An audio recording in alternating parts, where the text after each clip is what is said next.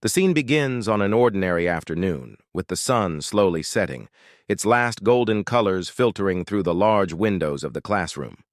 The warm light creates a subtle contrast with the coldness of the white walls and the chalkboard, marked by remnants of chalk from many previous lessons.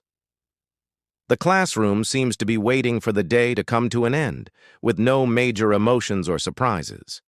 The students shuffle in, some talking quietly, others already with their eyes wandering, as if they were merely going through their daily ritual. The sound of backpacks being dropped on desks is the only thing breaking the momentary silence.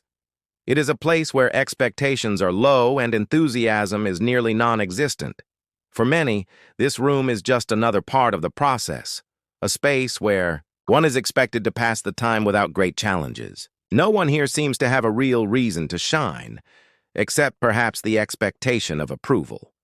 But in reality, everyone is seeking something greater, something they don't even know is waiting for them. And then, Mr. Thompson enters. He is a middle-aged man with thinning hair and a face marked by years of dedication to teaching. His serious expression and rigid posture say everything about him. He is not just a teacher. He is a guardian of order and knowledge, or at least that is how he sees himself. The students respect him, but this respect doesn't come from admiration or affection. No, it is the kind of respect that comes from fear, a subtle fear that he wields with precision. Every word he says carries the weight of years of authority, but also the pressure of someone who doesn't want to relinquish that authority for anything. The room, like a silent stage, is in expectation when Mr. Thompson begins to speak. His grave and unyielding tone fills the space as he addresses the students with his seemingly simple proposition. Whoever can solve this problem, he says with a slightly ironic smile, as if about to present an impossible challenge, will receive a compliment. For the others, well, prepare yourselves for the real challenge. The students exchange glances, their expressions ranging from curiosity to apprehension. Some already feel defeated before even trying, as if they know the battle is already lost. The problem, advanced algebra, seems more like a provocation than a real opportunity for learning. What should be a lesson transforms, in the students' minds, into an emotional battle, not just about algebra, but about who is worthy of winning this mental battle. In the midst of this tense atmosphere, a heavy silence falls over the room. Mr. Thompson observes his students with the calm of someone who knows that no one in the room will be able to solve the problem. He is already expecting an avalanche of excuses and justifications, as always happens. Everyone knows he is the only one capable of tackling this problem. But there is something different, something no one planned for. And then he sees it. A young man, dressed simply in a plain t-shirt and with a serene gaze, rises with quiet confidence. Ethan, a 17-year-old with a discreet appearance but a posture, exuding confidence, breaks the normalcy of the classroom. His casual style says nothing about his brilliance, but his calm and precise steps begin to transform the environment. He is not the ideal student for this class. In fact, no one would have chosen him to take center stage. But there he is, standing, before a challenge that no one else would dare accept. His appearance doesn't impress, but his attitude, the way he moves, does. He picks up a piece of chalk and, without hesitation, heads toward the chalkboard. The sound of the chalk drawing precise lines is like a calm, unshakable music cutting through the silence, all attention turning to him. Even with the room full of uncertainties and skeptical glances, Ethan doesn't hesitate. "Are you really going to try this?" asks one of the students, in a whisper that feels more like a provocation. But Ethan, without looking at him, continues writing with the calmness expected of someone who already knows the outcome of a test. Mr. Thompson, who until then had felt like the only one in control of the space, watches in surprise. He, who had always been able to impose his authority so clearly, begins to realize that something is out of place. Something in the air seems to change. Ethan is not one of the usual students. He doesn't seem intimidated. He's not concerned with what others think or with what the teacher will say. His gaze is direct, his posture firm. He is not there to please anyone or seek validation. The room, which had been steeped in apathy, now becomes the setting for something deeper, an internal battle, not just of intelligence, but of beliefs, egos, and values. What had seemed like a simple academic challenge begins to become something much larger, a battle between two ways of seeing the world, and what Ethan is showing there, on the board, is not just a mathematical skill. It's not just about solving an equation. He is beginning to question something deeper, a structure that many in the room, including the teacher, didn't even realize existed. Now, the atmosphere in the room is charged with a tension that is electrically palpable. Everyone is waiting to see how far Ethan will go. The silence is absolute. The power of a simple gesture, writing on the chalkboard, has become the key to a great change. And thus, the journey begins. Now that the tension has started to rise, let's dive deeper into the two central characters of this story, Ethan and Mr. Thompson. Each carries a universe of motivations, challenges, and a worldview that defines them and, at the same time, sets them on a collision course. Ethan is not just any young man. The first thing that stands out is his posture. Not aggressive, but confident. He could be just another student if it weren't for a rare quality that shines through his behavior. Without fanfare, a deep curiosity. From an early age, he realized that the world around him, with all its rules and expectations, didn't make much sense. While others adapted to the norms, Ethan saw patterns that escaped the common gaze. He didn't settle for accepting things as they were presented. He questioned, he challenged, and this didn't just apply to math. His ability to understand the world through numbers and formulas, to connect dots and communicate with an abstract field, has always been a reflection of his unique view of life. Ethan grew up in a working-class neighborhood in Chicago, far from the academic elite, distant from environments where big ideas are discussed and where the status of a diploma is more important than the real quality of learning. He knew people looked at him and saw just another neighborhood kid, a walking stereotype who was probably incapable of achieving more than the bare minimum. Society, with its prejudices and limitations, always tried to box him into a mold. He never wanted to fit. But instead of letting this get to him, Ethan used this external perception to his advantage. He knew others underestimated him, and that gave him a strategic edge. He didn't need to be the perfect student to prove his worth. His ability, his way of thinking, was enough. And that's why, when he looked at the problem on the board, his first instinct wasn't to feel intimidated. Instead, he saw a challenge, and math had always been the field where he felt most free. He knew that if he could master the equations that seemed so imposing, then he could challenge any expectation placed on him. Ethan was there to show that. The only truth that mattered was his own truth, the one he was beginning to build with his own hands, with his own mind.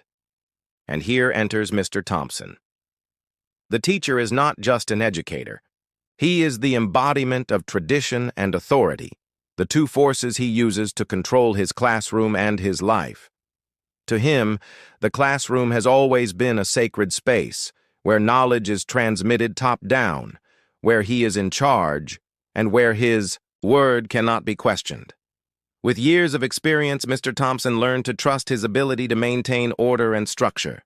He knows well the value of a stern look, the weight of a sharp word, but deep down, he holds an unwavering belief that knowledge must be protected, almost like a secret treasure. True knowledge is not available to everyone, only to those who know how to behave, to those who know how to follow the rules. And when he sees Ethan, this young man so different from his other students, something stirs inside him, something uncomfortable. The truth is, Mr. Thompson had never had to deal with students like Ethan. He'd never had to face the quiet resistance of someone who didn't need his validation to feel capable. Mr. Thompson is skilled at teaching students who accept his rules, his limits, who see him as a superior being. He never imagined his authority could be questioned, and certainly never thought that a student so out of the ordinary could be the key to that. But Ethan is not there to follow the traditional path. He is not there to receive knowledge that is neatly packaged. He wants to discover for himself. He wants to question what is taken for granted, to find the truth in what is invisible to others. And by starting to solve that algebra problem, he is not just challenging math. He is challenging the very educational structure that Mr. Thompson represents, and he knows it. The teacher starts to become uneasy. He tries to hide it, keeping his unflappable posture, but doubt begins to creep in. Who is this student? And why does he seem so calm, so confident? In his mind, he begins to question whether what he's seeing is really math or something much bigger, a silent threat that seeks to destabilize his authority. Then, as Ethan continues, solving each part of the problem with surprising skill, Mr. Thompson finds himself trapped in an internal struggle. Is he losing control of the situation? He begins to think, albeit timidly, that perhaps the true battle isn't just academic. Ethan, with his calm and resistance, is challenging a hierarchy that Mr. Thompson has always accepted as absolute. And as every great mentor knows, the true battle never happens just in the realm of ideas or formulas. It's fought in the emotional field, in the silent confrontation of egos and values, where the resistance of a single student can, in fact, shake an entire system. As Ethan progresses in solving the problem on the board, the classroom transforms. The environment, once merely an arena of apathy and resistance, now becomes the battleground of a dispute that goes far beyond math. For Mr. Thompson, everything happening here is about control. He's always been the master of the room, the voice that sets the pace, the leader who draws the path. And until now, he's run his career with this unshakable vision of authority. But what he sees before him now is something he never predicted. Ethan doesn't care about the protocols. He doesn't bow to the pressure of the teacher. He continues with his task, immune to Mr. Thompson's verbal and provocative attacks. The young man seems armored, as if his inner convictions are stronger than any word of intimidation. He doesn't need the professor's approval, and that in itself begins to destabilize Thompson's confidence. As the equations are solved one by one, Ethan does not hesitate. He proceeds calmly, and every movement of his is an affirmation of independence. The room, silent as never before, watches. Even the most skeptical students begin to notice that something unusual is happening. And this is no longer just a test of algebra. It's no longer a math problem. The real test now is about who holds the power. And the power lies in knowing who stands firm, even when everyone around them begins to doubt themselves. Mr. Thompson, on the other hand, tries, with all his might, to maintain his authority. He tries to use the only tool he has left: sharp, harsh words, designed to break the young student's confidence. He knows Ethan is comfortable, but this bothers him deeply. It's not just the knowledge that's at stake here. It's the way this quiet and resolute young man is challenging the foundation of what he's always believed. "I thought you would need more time," Mr. Thompson says with a tone that mixes surprise and frustration, trying to destabilize Ethan. He wants to see a reaction. He wants to see some doubt, some sign of vulnerability. But Ethan doesn't give in. He looks at the teacher with a serenity that only increases the tension in the room. "I'd say yes, Professor. Math doesn't lie. What I did was simply follow what logic showed me." Ethan's simple response is like a key unlocking the next phase of this confrontation. He doesn't react explosively, but his silent self-confidence is more powerful than any sharp rhetoric from Thompson. And this is a direct blow to the teacher's ego. Ethan is not just smart. He's capable of absorbing the provocations without letting them affect him. And every provocation from Thompson only strengthens Ethan's conviction, making the teacher question himself more and more. The room, once so apathetic, now becomes a space of growing tension. The math challenge, which at first seemed like just a simple exercise, begins to take on a new dimension. It's no longer about solving an equation. It's about challenging a structure, a way of thinking that Mr. Thompson has always believed to be unchangeable. He is the master, the holder of knowledge. But at that moment, he begins to realize that perhaps his dominance over the classroom is not so absolute. Ethan continues with his solution, each number placed on the board with almost poetic precision, as if the math is flowing from his mind effortlessly, with no need for external validation. He doesn't need anyone to say, "Well done," or "You did it." The mere act of solving that problem is, for him, the greatest of victories. But for Mr. Thompson, every step of Ethan's is a reminder that he is no longer the only master in the room. He tries to regain control with sharper words, trying to provoke a mistake. "Are you sure you really understand what you're doing?" he asks, his voice mixing false interest with an attempt at disqualification. Ethan once again responds with the calmness of someone who has seen this type of move before. "I'm not here to prove anything to you, Professor. I'm just solving a problem." The atmosphere in the classroom becomes electrically charged. What seemed like a simple algebra exercise, a challenge to test the students' capabilities, now transforms into something much larger, a contest of identities, values, and above all, power. The math problem on the board is no longer the central point. It is now just the backdrop for the silent confrontation unfolding between Ethan and Mr. Thompson. The real issue here is not who solves the equation, but who holds the truth. Who is the true master? Ethan, immersed in his reasoning, continues to solve the equations with an unshakable calm, as though nothing could be more natural. His gaze, focused only on the lines and numbers appearing on the board, conveys a confidence that begins to disturb Mr. Thompson more and more. The teacher tries to focus, trying to find a flaw in the way Ethan is solving the problems, but something in the student's behavior tells him that he won't find that flaw, at least not easily. Ethan is, in fact, beyond the rules Mr. Thompson has always believed govern the classroom.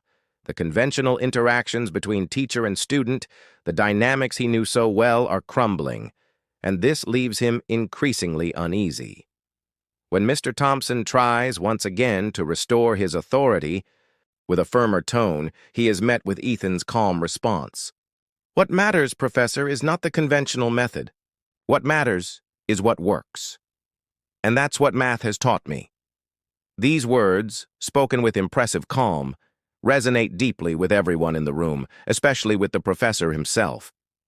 Math, which had always been a field where Mr. Thompson felt in control, now begins to transform into a philosophical challenge. It's no longer just about numbers and formulas, but something much deeper. The logic of math, with its absolute and undeniable truths, becomes the stage where Ethan's inner truth is revealed. He is not bound by conventional methods. He seeks what really works. And that's what he is showing, not only to the professor but to everyone present. He is not confined to a rigid way of learning or thinking. He is open to possibilities, more willing to learn from experience than from the rigid theory. For Mr. Thompson, this response is a direct blow to his view of education. He had always believed that the right way was what he had taught, the process, the way one should approach each problem. And Ethan, without even questioning this directly, was deconstructing this view, making it clear that authenticity and mental flexibility are worth more than any formula taught in the classrooms.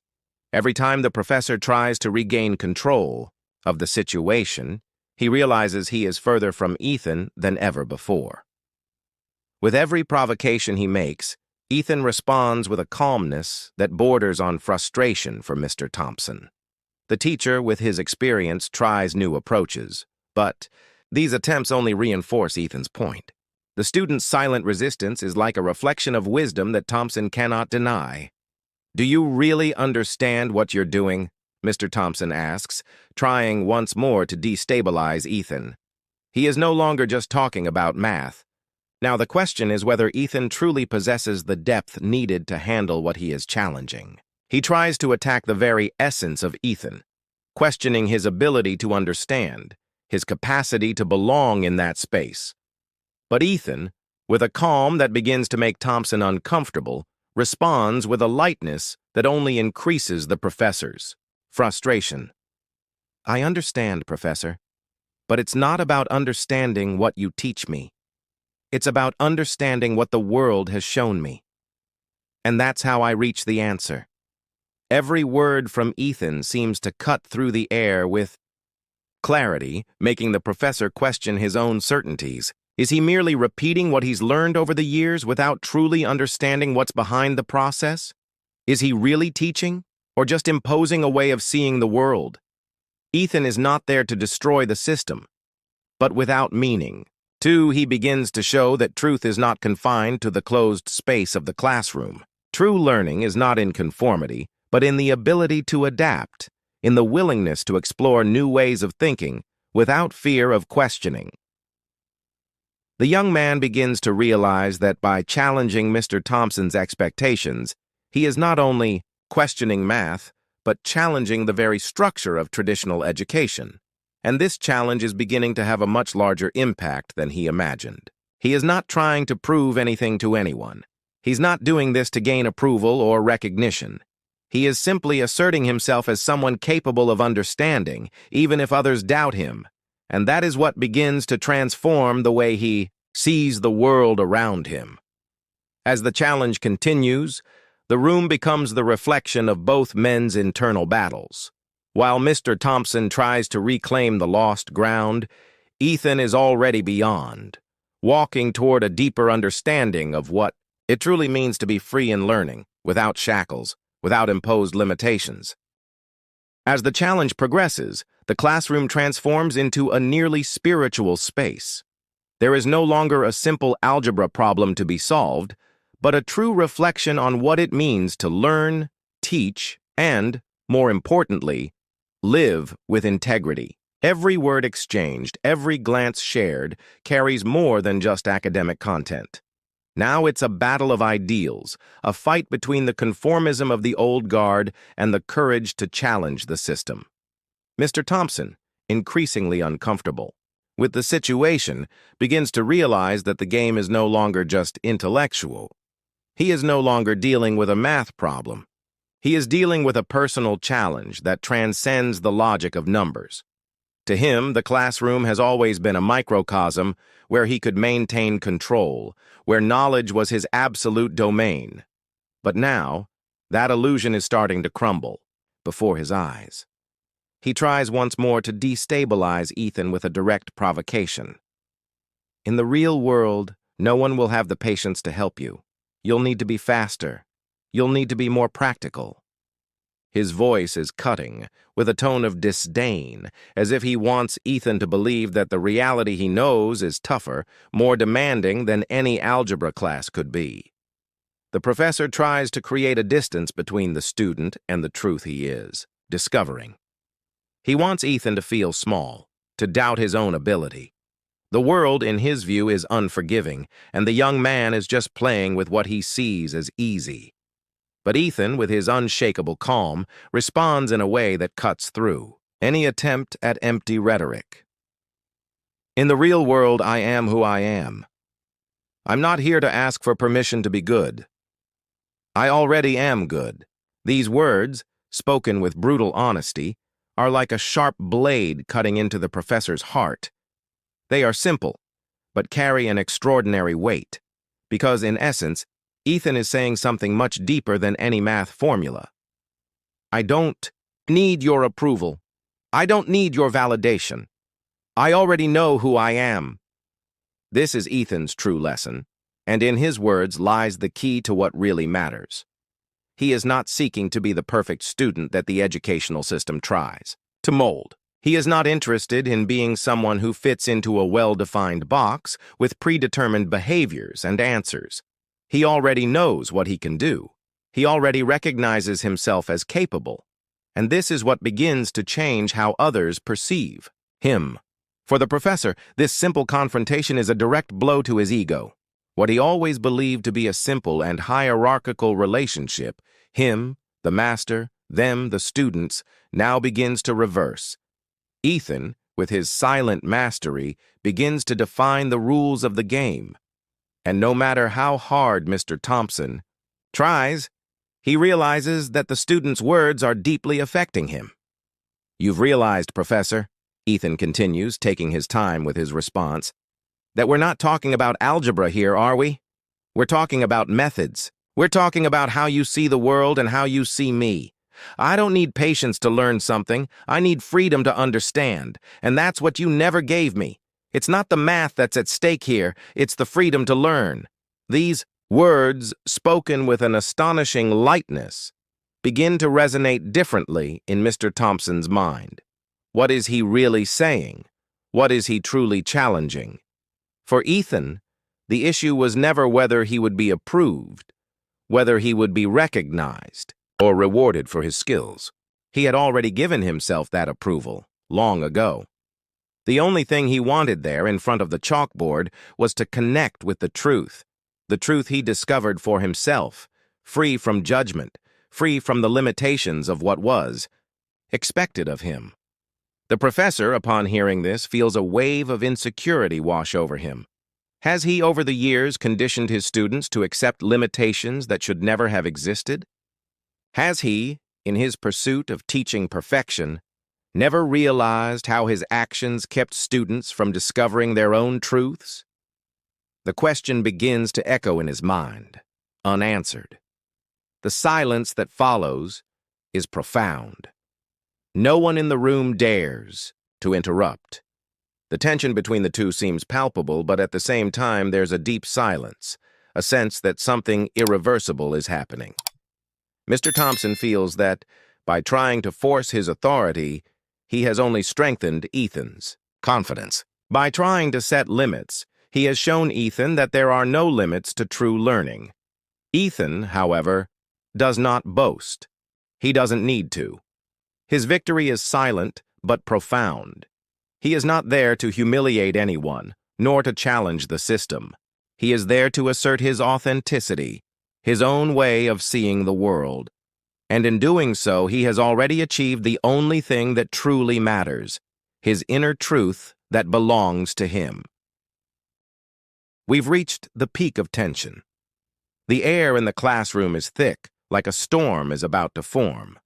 Every word exchanged, every glance, now seems to reflect not only the conflict between two individuals, but also between two ways of seeing the world.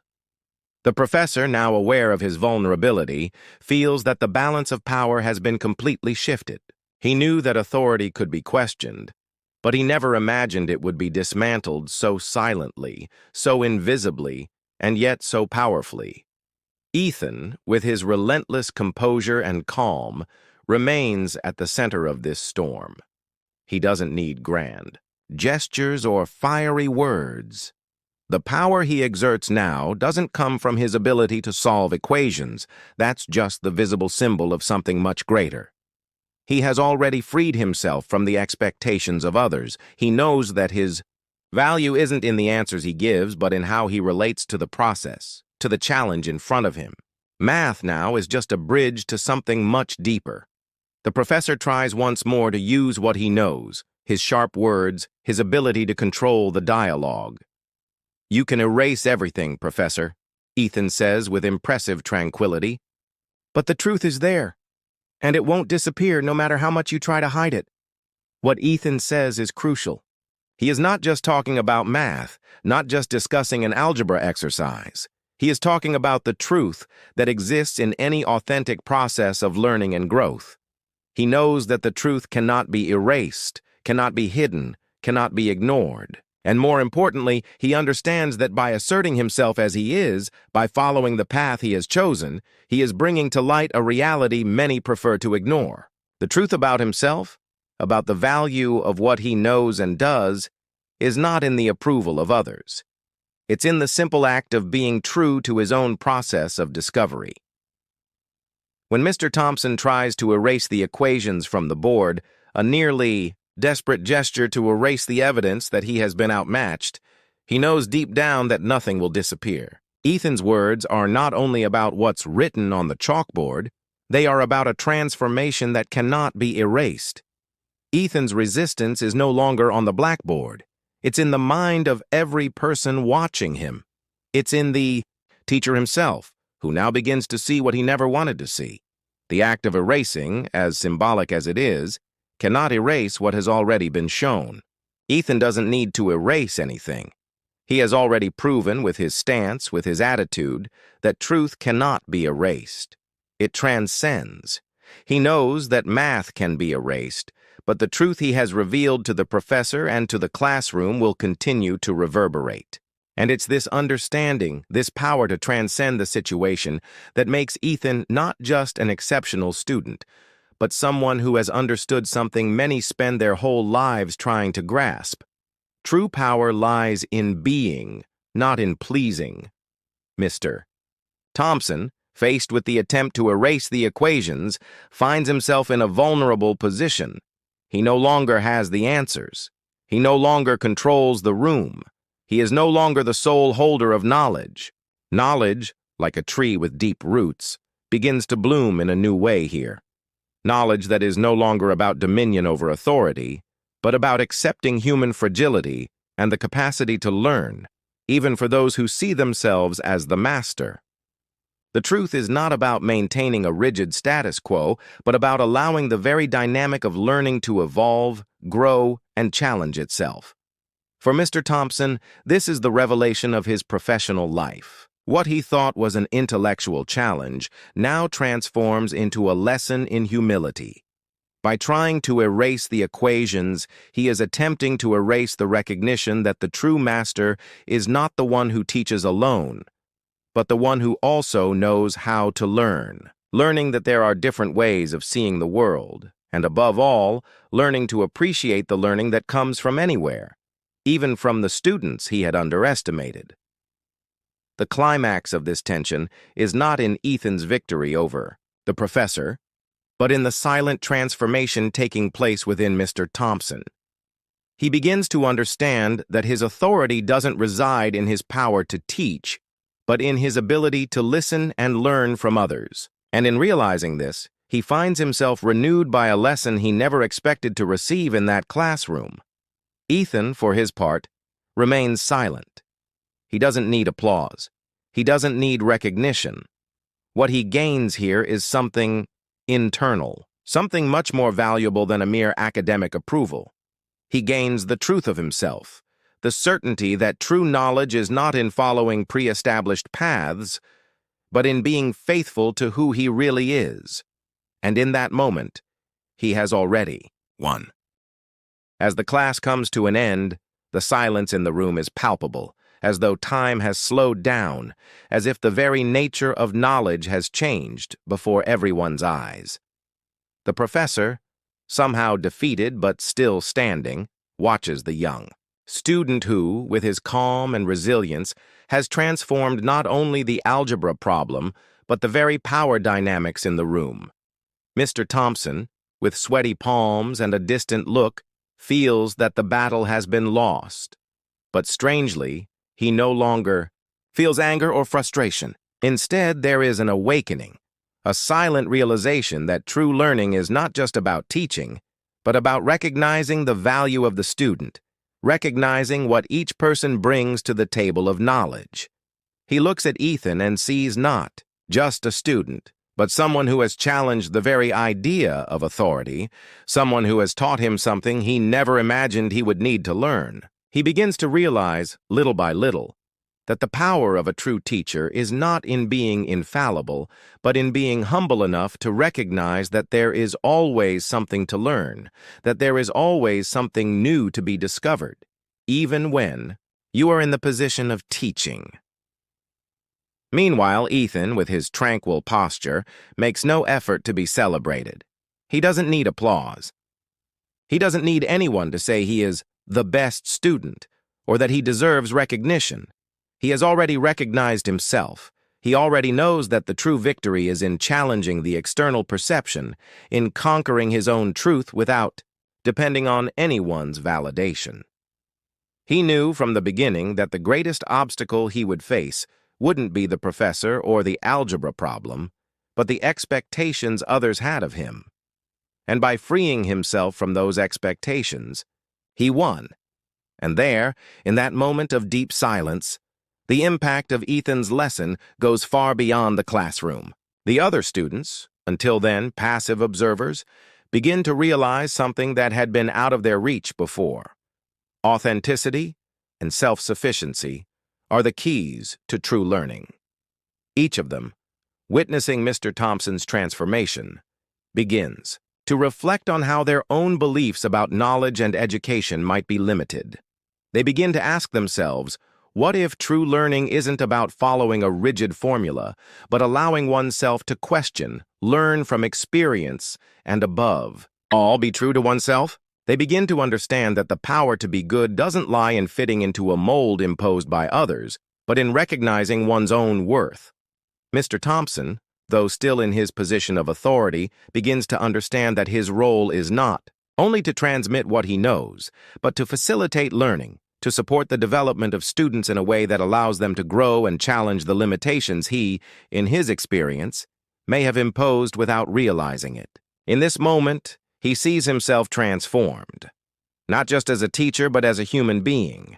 He is no longer there to be the center of attention, but to be someone who listens and learns from others, just as he teaches.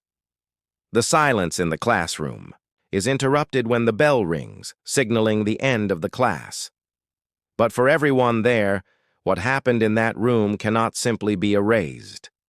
The impact is profound, and each of the students, including the professor himself, carries with them a lesson that goes beyond math. Ethan walks out of the room with his head held high in no rush. He no longer needs to prove anything to anyone. He has already conquered his own truth, and that truth is enough. He knows that by challenging the status quo, by questioning the limitations imposed on him, he has found something far more valuable than a simple academic approval. He has found, at last, his freedom. The professor, meanwhile, stays behind for a moment longer, contemplating what has happened. He looks at the chalkboard, now clean, but full of implications. In that instant, he understands that true learning never comes from a place of absolute control, but from an openness to the new, to the different, to the possibility of growing with students, of learning from them, of reinventing himself as an educator and as a human being. He now sees his profession in a new light. More than ever, he realizes that education is not a one-way street.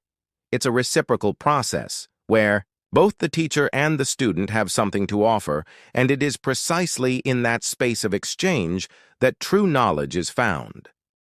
As the story draws to a close, the final lesson is revealed in a simple yet profoundly transformative way.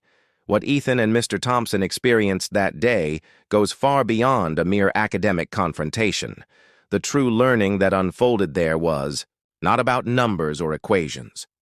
The real lesson was about the nature of knowledge, authenticity, and humility. Ethan didn't need the classroom to recognize his brilliance.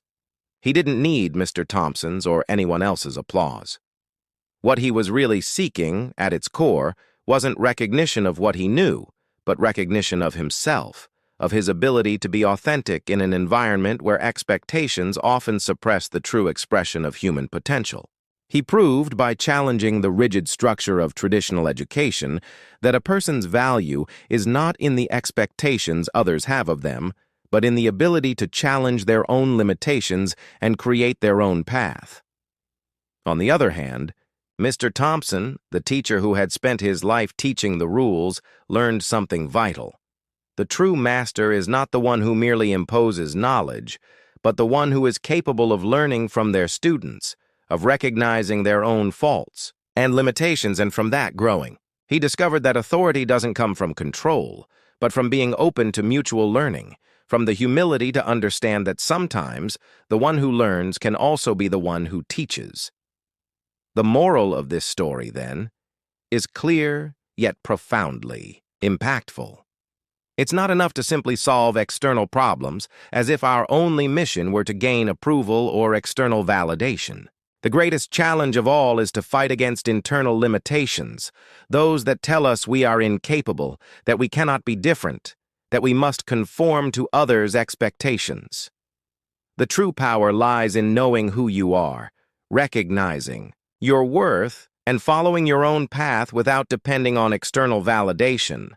And Ethan, throughout this entire journey, shows us that true victory is the freedom to be who you are, without asking permission. He's not interested in being accepted by others. He's interested in finding the truth that resides within him. And that's the true strength, one that no one can erase, no matter how many challenges or barriers arise in the way. This story also teaches us that education should never be a one-way street. The true educator is the one who knows how to learn from their students, who understands that knowledge is not something fixed, but something that evolves, something that transforms as it is shared. The teacher who sees themselves as infallible loses the true essence of education. Only when they are willing to listen, to question, and to learn from others do they truly become a master. In the end, the moral of the story goes beyond math or education. It goes straight to the heart of being human. Authenticity, the courage to be who you truly are, without fear of challenging what others expect of you, to build your own path, no matter what may arise along the way. True freedom lies in not asking permission to be good, to be incredible, to be yourself, because deep down, that's what really matters. Being true to yourself and understanding that by doing so, you can redefine everything around you.